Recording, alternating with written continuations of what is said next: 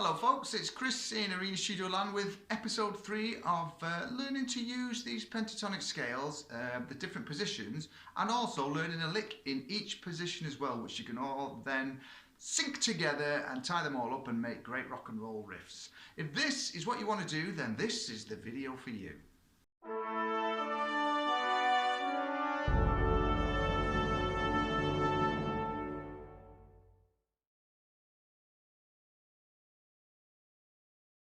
Hi folks, thanks for sticking around. You know it all works by now, don't you? Please like and subscribe to the channel and give that bell a little bit of a ring if you want to keep further updates of what's going on in Arena Studio Land with me, Chris. So this little lick that we're looking at is played in the third position of the A minor pentatonic scale. Now if you looked at episode 1 and episodes 2, you'll know exactly what I'm talking about and probably where we're going to go. So just a quick recap, the first one was in the 5th position on the A. Okay, and then the second position we started on the second note of the A minor pentatonic.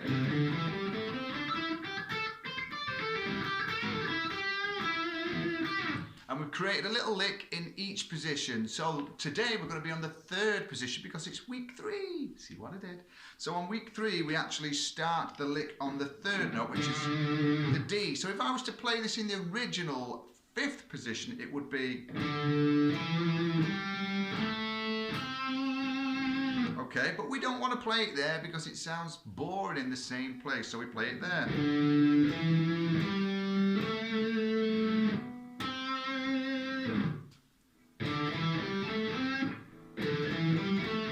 So you see it's the same notes. So let me give you those notes for this 3rd position A minor pentatonic scale. We go 10-12 on the 6th string, the E. On the A string we go 10-12. On the D string we go 10-12. I'm liking this one, it's easy. On the G string we go 9-12. And then on the B string, the 2nd string, we go 10-13. And then obviously we repeat what we did on the low, the 6th string E onto the high E. 10-12 there. So we put that all together, we get 10-12, 10-12, 10-12, 9-12, 10-13, 10-12. The first thing you've got to do is drill that.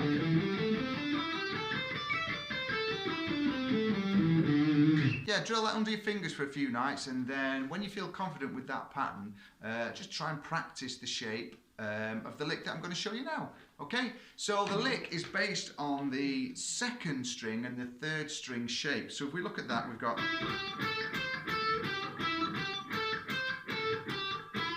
So all we're going to do is play 3 of those notes. We're going to start on the B string, on the 2nd string, and we're going to fret the 10th fret, and we're going to hammer on and pull off to the 13th fret. Okay, now if you remember on episode 1 of this, when I talked about the hammer-ons and pull-offs, the pull-offs, I actually flick the string down. So you kind of pick in the string with your finger.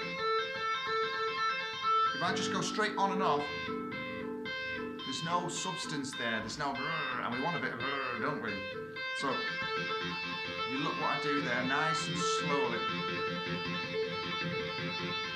So that's going to build that strength into these hammer-ons and pull-offs for you, okay? And then the next note, it's just one more note on this phrase. It's really cool, this one. I like this because it's got lots of speed on it as well. So far we've got 10-13 hammer-on and pull-off. Then without a pick, we just hammer on to the 12th fret of the 3rd string, okay, on that G string, just hammer onto that 12th fret. So again, it's going to develop a lot of strength for these hammer-ons and pull-offs in this left hand. So that's it.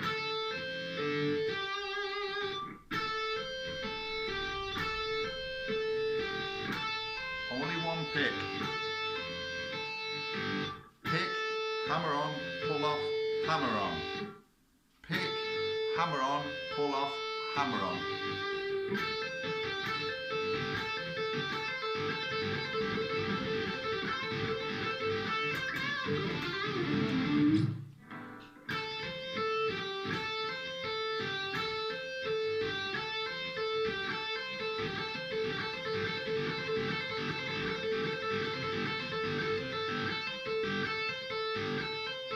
Go 1, 2, 3, 4, 1, any 1, 2, 3, and then a gap and a bit more added on later. You know, it's got to be.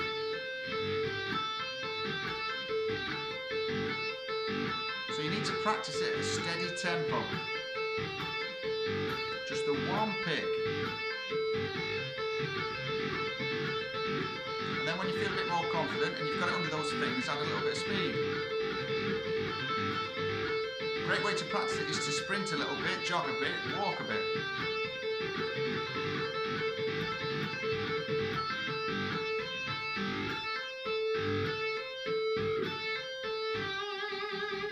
It's a great lick, you know, it really is, and now you've got 3 licks and 3 phrases that you can work on, and hopefully you'll learn those box shapes to go with those as well. Don't just practice the licks. Memorise those 3 box shapes so far. It's really important to memorise the stuff that you're working on, because there's nothing worse than going to box 3 and then going, oh man, what was box 1, what was box 2, what were the licks that I was using on those?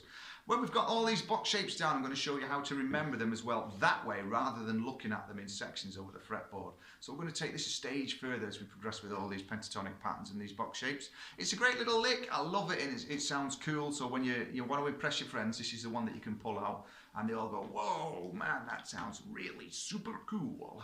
Don't know where I come from with an accent like that, do you? Anyway, for me, Chris, if you are interested in any more online lessons or anything like that, this is the kind of stuff I do. Loads of production work for people, lots of session tracks recorded in the studio, bands coming in galore. If you look at the different social media, you'll see what's happening in the studio all the time. And like I say, please like and subscribe to the channel.